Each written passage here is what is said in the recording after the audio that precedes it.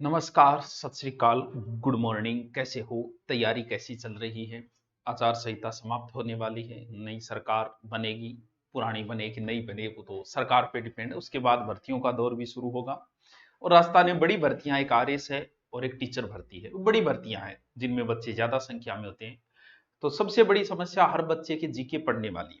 चलो उससे पहले काम की बात बता देता हूँ। राजस्थान की नई अपडेट ज्योग्राफी पूर्णतः डाल दी गई है, पुराने वाली हटा दी गई है। एकदम पूर्णतः निःशुल्क है।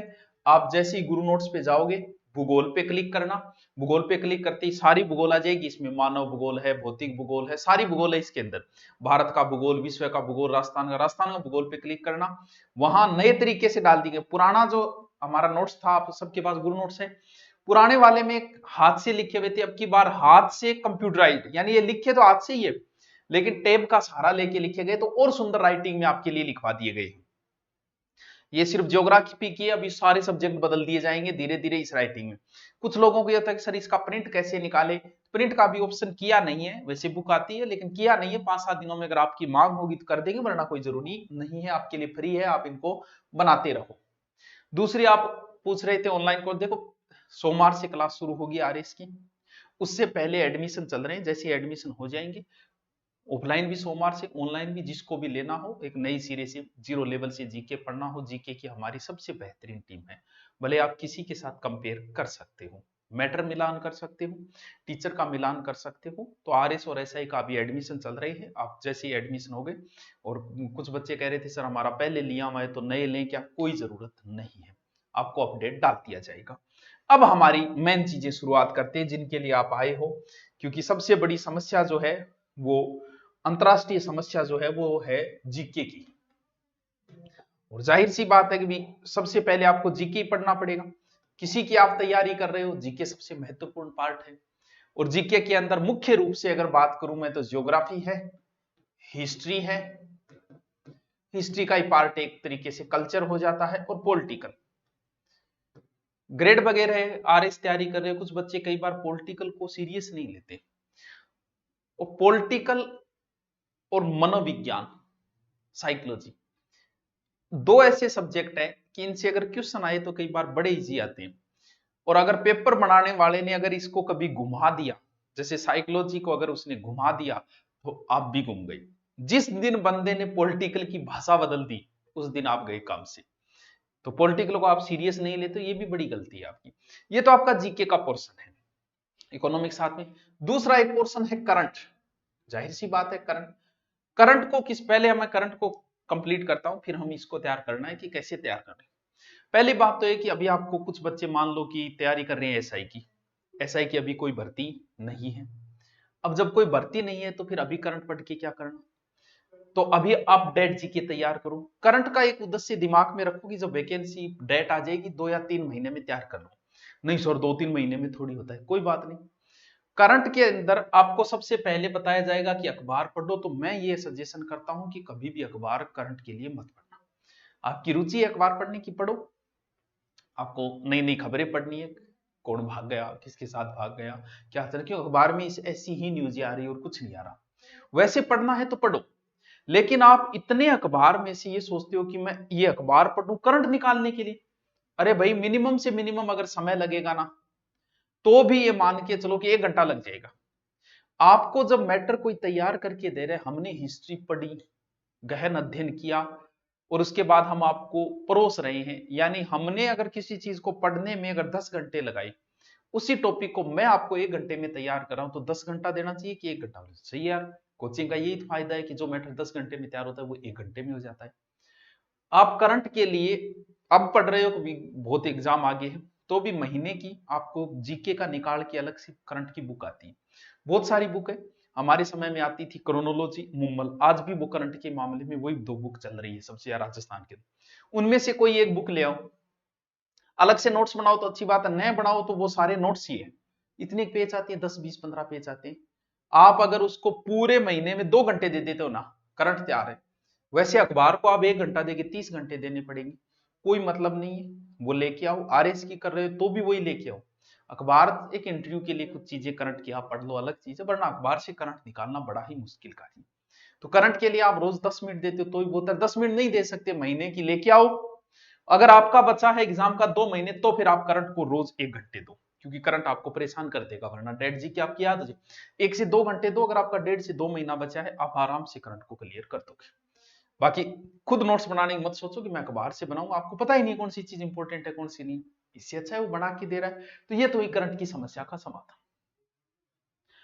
जीके की बहुत सारे बच्चे पहली बार शुरुआत कर रहे हैं। हर साल 1 लाख लोग आते हैं, लेकिन ये समझ में नहीं आता कि कहां से शुरू करें।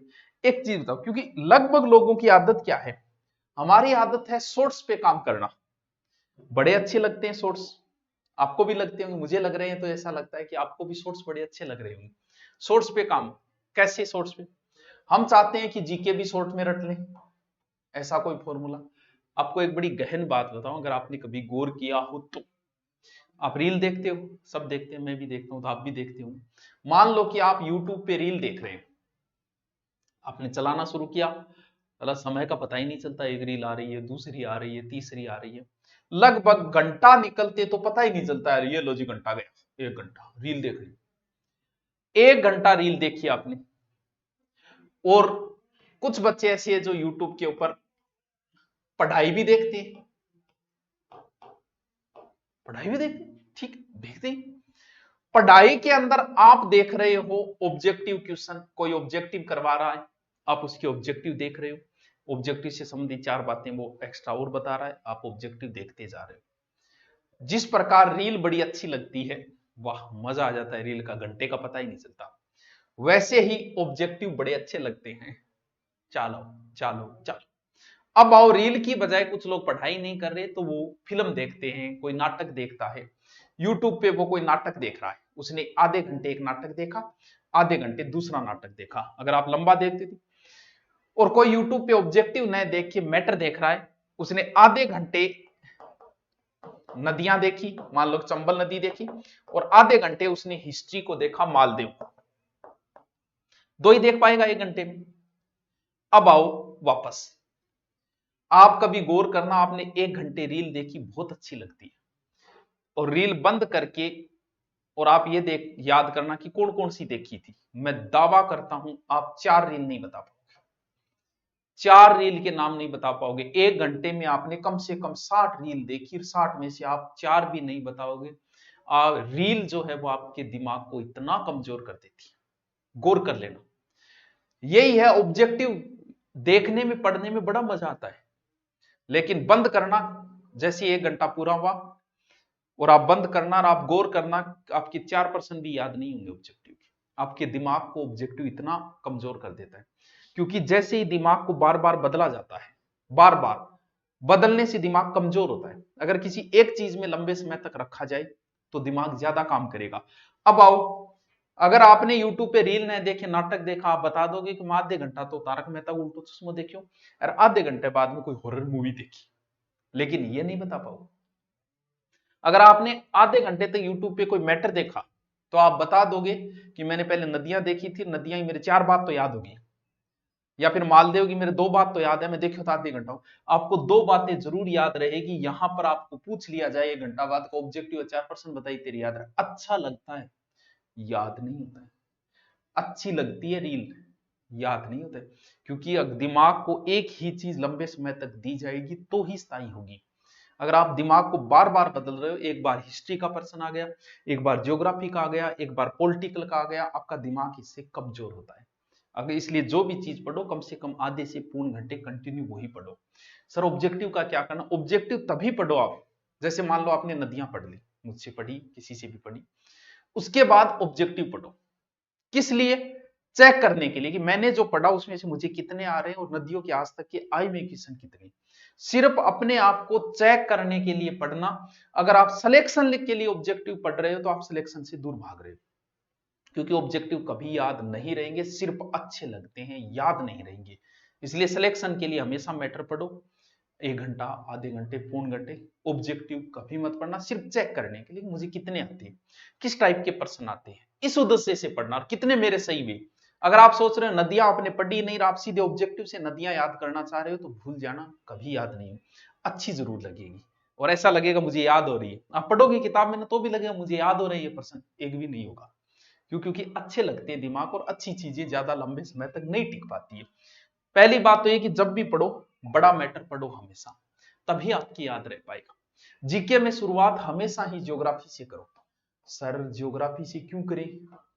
क्योंकि ज्योग्राफी से एक मैप बनता है दिमाग में। जैसे ज्योग्राफी पढ़ने के बाद आपने कल्चर पढ़ी, कल्चर में आपने पढ़ा कि वर्मा जी का मंदिर पुष्कर में है, आपके दिमाग में आएगा पुष्कर कहाँ है। वर्मा जी का एक मंदिर आसोतरा में है, आपके दिमाग में है आसोतरा कहाँ है। वर्मा जी का एक मंदिर छींच में है, बांसवाड़ा। दिमाग में एक चित्र बनता है। वो चित्र तभी बनेगा जब आपको ज्योग्राफी आती है। सबसे पहले मैप लेके आने, मैं ज्योग्राफी अब शुरू करूंगा इसलिए मैं आपको बोल रहा हूं, सबसे पहले आपको मैप लेके आने हैं। और मैप कम से कम 30 से 40 मैप मैं भरवाऊंगा, लेकिन खुद भरने की प्रैक्टिस करना। 30 से 40 मैप आप स्वयं भरना, खुद भरना। देख के भर लेना, बिना देखे भरो और ये अच्छी बात है, आपको याद है, देख के भर लेना चाहिए, लेकिन मैप आपको याद होनी चाहिए। अगर राजस्थान का मैप आपको याद है तो मैं दावा करता हूं 20% ज्योग्राफी आपकी तैयार होगी सिर्फ मैप भरने से। सिर्फ मैप भरने से, मैप भरने से ज्योग्राफी तैयार। अब एक चीज, बहुत सारे बच्चे हैं 1 साल से पढ़ रहे हैं, सर हम 1 साल से रोज 5 घंटे पढ़ रहे हैं, 8 घंटे पढ़ रहे हैं, फिर भी उन्हें कॉन्फिडेंस नहीं है कि मुझे पूरी हिस्ट्री याद होगी। अरे कारण क्या है? कारण ये, या तो हम बहुत ज्यादा पढ़ने में लगे हुए, या बहुत ज्यादा शॉर्टकट मारना शुरू कर दिया हमने, ऑब्जेक्टिव टाइप मारना शुरू कर दिया। पूरे राजस्थान के अगर आप देखोगे 50 ही राजा है अधिकतम, 50 ही। इसके बाद में सभ्यता, अर्थव्यवस्था, उनकी क्रांति, एकीकरण, प्रजामंडल, ये टॉपिक है। यानी मात्र 50 राजा, और आपको 365 दिनों में क्यों नहीं याद? सोचने की बात, आप 2 साल से तैयारी कर रहे हो, 1 साल से तैयारी कर रहे हो, और आपके 50 राजा याद क्यों नहीं? कारण यह कि जब भी आपने पढ़ना शुरू किया, जैसे आपने मेवाड़ का इतिहास पढ़ना शुरू किया, माई गो लाल आ सोचा है कि एक ही दिन में मेवाड़ को इतिहास सल्टा दी। यार इतना बड़ा विद्वान कब से हो गए? तो क्या आप एक दिन में कर पाओगे? यही कमी है हमारी। जब भी लगे नदियां के मैं आज नदियां सल्टाऊंगा, रे तो क्यों सल्टान लाग रहे तो आज? छोटो टारगेट ले ली, बहुत समय है, बहुत समय है, एक एक साल। आप एक राजा को अगर 3 दिन भी देते तो भी 150 दिनों में राजा कंप्लीट हो जाते। और मुझे नहीं लगता कि एक राजा को 2 घंटे से ज्यादा लगेंगे एवरेज। फिर भी आपको 1 साल से याद नहीं हो रहा। इसका रीजन ये कि आपने ज्यादा करने की सोच ली कि मैं आज ही कर लूं सारा कुछ। हमेशा एक छोटा सा टारगेट लेना। लाइब्रेरी में जाते हो, कभी भी लाइब्रेरी में 5-7 किताबें लेके मत जाना। सुबह ही दिमाग में जचाना कि आज मुझे सिर्फ चंबल नदी पर, सिर्फ चंबल नदी, बहुत छोटा टारगेट लेना ना, एकदम छोटा सा ले लेना कि चंबल नदी पढ़नी है।